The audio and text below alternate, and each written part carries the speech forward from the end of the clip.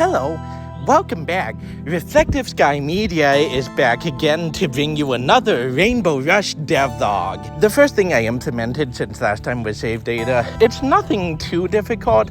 All I did was create a dictionary and then put it in a JSON file, and that's about it. Next, I went ahead and added trees and defense to the background of level 1 because level 1 definitely needed more to the background. And I also decided to add a parallax script. Yes, I know there are parallax nodes in Godot. I wasn't aware of them when I implemented the parallax script. By that, I mean I just ported my parallax script from Unity to Godot.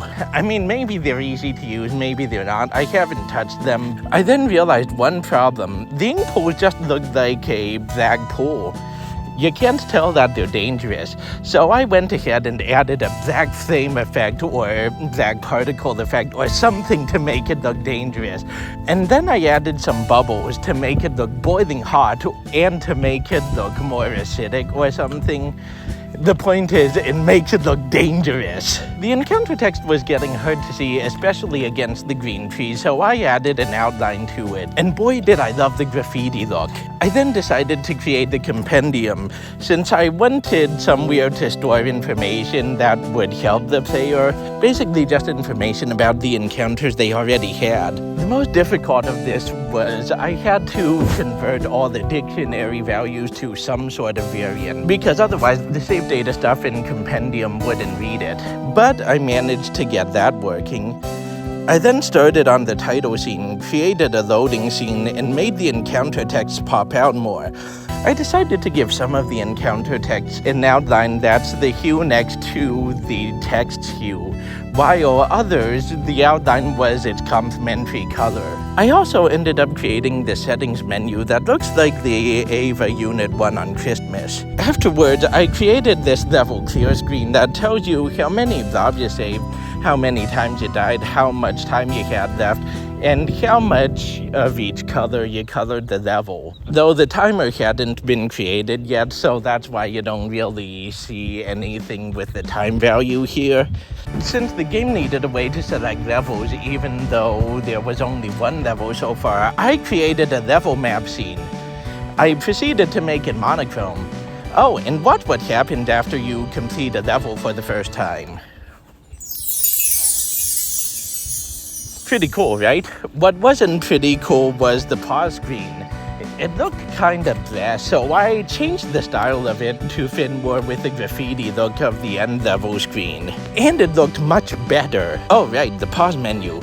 I created that, but I accidentally dropped the footage into an ink pool.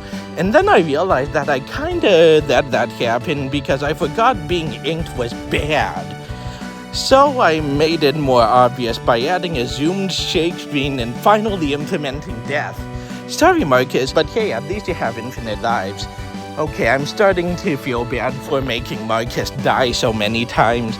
So I made it up to him by giving him something cool to look at. These color changing squares that shift towards yellow and then green as you color the area. Does that make up for killing him a bunch of times? Well, yes, because he wanted more thrill to the challenge, so I decided to do that. Hey, he asked for it. And plus, Marcus knows that the ink pools are dangerous now. And what Marcus also needs to know is that I don't exactly have all day for him to complete the level. So I gave him a timer. It's kind of hard to see at normal speed, but as time goes on, the clock changes color, shifting to yellow and then red. Anyway, Marcus got bored of the first level, so I made him another, and I even made some new exciting stuff for him. First, we'll go over the small stuff. I made it so that whenever you color a blob, a rainbow flash appears. And also, it gives you more time and health. Pretty cool, right? I also added a splash effect for when he jumps into pools. He found it so satisfying, and ever since, he's been swimming more.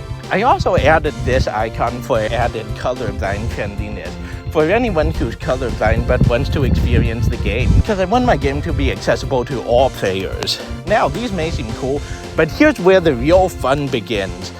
First of all, I created a spawner. It spawns enemies until you color the block that the spawner is on, and then it spawns blobs that you can color. And the last big thing I gave him was I created a new type of enemy to face. the Armored Grudge. It's a grudge, but bigger and armored. But it doesn't take that much to kill them. Just 3 hits to its armor, and then bam, it's dead. And that's all for today. Have a great day, and make sure to drink plenty of water and take care of yourself. Oh, speaking of which, have this nice waterfall animation.